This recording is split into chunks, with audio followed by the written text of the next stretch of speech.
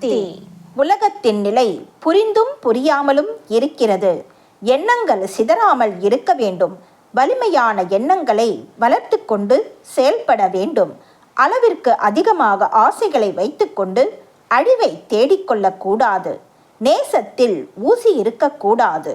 எல்லாவற்றிலும் பற்றாக்குறை ஏற்பட்டாலும் ஆன்மீகத்தில் பற்றாக்குறை வராது. சிறு துளி பெருவெள்ளம், சிறு புலி மலையை தகர்க்கும். சிறு தவறுகள் தான் மனிதனை அழித்துவிடும். தர்மம் தலை காக்கும்.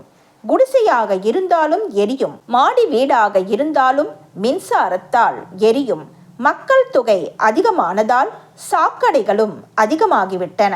அந்த காலத்தில் தர்ம சிந்தனை இருந்ததால் சீரும் சிறப்புமாக வாழ்ந்தார்கள். பணம் கௌரவம் பார்ப்பதால் இந்த காலத்தில் அழிவுகள் ஏற்படுகின்றன. உண்மை ஊமையாக மாறக்கூடாது. வேகம் விளைவுகளை ஏற்படுத்தும். இப்போது 30 வயதிலேயே எழுந்து நடக்க முடியவில்லை. அன்னையின் அருள்வாக்கு. என்னுடைய அருள்வாக்கு என்ற பாத்திரத்தை பயன்படுத்தி எதிர்கால வாழ்வினை அமைத்து கொள்ள வேண்டும். எல்லோருக்கும் பகிர்ந்தளிக்க வேண்டும். அன்னையின் அருள்வாக்கு. Please share and subscribe. ஓம் சக்தி.